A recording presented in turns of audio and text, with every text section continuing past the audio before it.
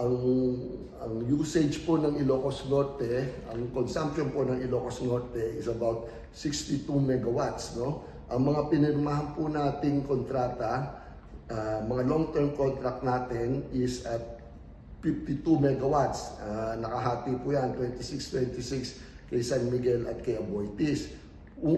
Kumuha po tayo ng additional EPSA, Emergency Power Supply Agreement, from Aboitiz, no? We would like to thank Aboitiz for that, na pinagbigyan po niya tayo. So that's why yung exposure po natin sa WSM and other factors considering at maganda po yung presyo ng ating EPSA. Plus also naging stable because meron na tayong kontrata, hindi tayo nakasanalay doon sa mga pwedeng mangyari because nga of, as you all know, with what is happening in the Middle East. So meron tayong mga kontrata, no? So we thank our partners with Aboitiz. We'd like to thank also, I really should mention this, no? We would like to claim credit for that na magaling tayo dito, but sa totoo lang, I really should acknowledge Senator Amy here, no? Kasi maaga pa lang, no, before this crisis, no, nung umpisa pa lang, winarnan niya tayo. I got a phone call from her to really prepare for mga pwedeng mangyari. That's why we got into an EPSA. So I really should acknowledge that. No, thank you, ma'am. No, and also si Vice Governor Matt, siya yung tumulong sa atin sa Aboitiz para makakuha nga tayo nitong mga emergency power supply agreement.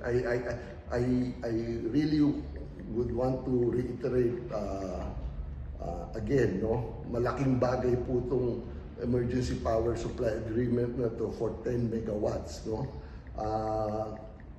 Because really this insulated us kahit na paano doon sa pagkuha natin sa WSM. Medyo matipid na nga tayo ngayon. I'm surprised because yung ating mga kakailan, nakinig po kayo doon sa magtipid ng kuryente, no?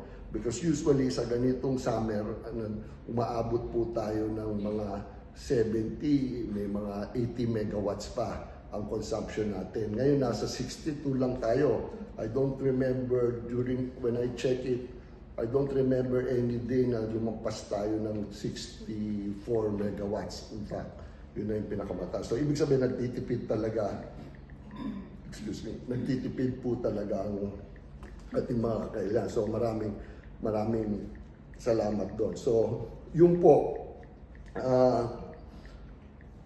just to reiterate again, may increase po tayo ng 53 cents basically sa residential rate, no? Makuan man sabihin yon, but we should consider ourselves na kahit pa paano, lucky in the sense na hindi po ito nag 1 peso as earlier projected. And that is because of the mitigating factors that we did at INEC, including especially yung pagkuha natin ng EPSA, no? And then, yung mga kontrata natin, nakasecure na po yung mga kontrata. I would like to also add, also in terms of stability, no? I-segue ko na to. Ang supply po ng kuryente ng INEC is coming from uling, from coal. Ang mga planta po are all coal, no?